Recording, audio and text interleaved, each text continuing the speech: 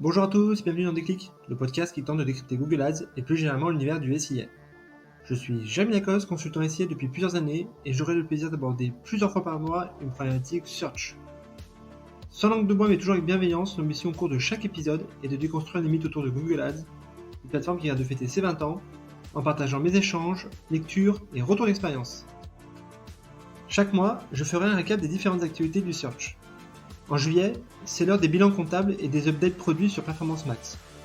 Pas de grandes évolutions à noter, on reste en été. Allez, je compte les infos. La première info concerne les revenus de Google qui sont en hausse. Après un premier trimestre timide, Google renoue avec une croissance forte à 5% versus l'année dernière. Dans le détail, plus 5% sur le SIA pur, plus 4% sur YouTube, mais recul sur le display avec moins 5%. Sûrement une anticipation de la fin des cookies tierces en 2024 par les annonceurs. A noter qu'en parallèle, la politique de réduction des coûts est toujours engagée. La deuxième info concerne le lancement de Bard. Depuis mi-juillet, Bard est disponible au grand public de manière à pouvoir commencer à itérer sur ses premiers prompts. Lors de l'épisode précédent, j'ai partagé mes premières impressions. Globalement, je le trouve plus précis et plus user-friendly que la dernière version de ChatGPT. En revanche, il me paraît un cran en deçà dès lors qu'il s'agit de générer du code à la volée ou de produire du contenu créatif.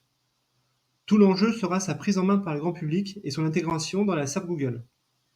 En marge de ce lancement grand public, nouveau procès pour Google qui est accusé de voler les droits d'auteur et les informations personnelles de millions d'Américains pour entraîner le modèle de données de son IA.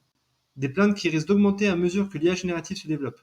Pour contrer cela, Microsoft a lancé Bing Chat Pro, qui permet de sécuriser les données de l'entreprise et de ne pas les partager à ChatGPT comme input utilisé pour entraîner son modèle de données. Troisième information, les revenus de Microsoft qui sont aussi en hausse. Après Google, c'est donc au tour du géant de Richmond de présenter une solide croissance de 3% dans un contexte compliqué. Une annonce plutôt en deçà tout de même des prévisions. Une croissance sur le volet publicitaire boostée notamment par la programmatique avec le rachat de AT&T mais aussi de LinkedIn. Sur le volet trafic, il n'y a pas eu un effet ChatGPT avec une augmentation des parts de marché très faible. Cela reste pour l'heure un outil utilisé principalement par les pros ou par les curieux. À voir si son intégration dans la SERP et son déploiement progressif sur tous les pays permet de changer la donne. La quatrième information concerne Performance Max. Pour les e-commerçants, il est désormais possible, en bêta encore, de créer des collections de produits permettant ainsi d'associer des produits à des assets créatifs, images et vidéos par regroupement. Enfin, il y a également un switch automatique volontaire des campagnes display et DSA vers Performance Max, un peu comme ce qui s'est passé il y a un an avec les Local Ads. Cela confirme donc ce que l'on savait déjà. Google fait de Performance Max la mère de toutes ses campagnes et souhaite faciliter la bascule. Au point, j'imagine, de supprimer rapidement la possibilité de lancer du display ou du DSA. La cinquième information concerne le lancement de Performance Max chez Microsoft. Longtemps attendu, cette feature est désormais disponible en bêta.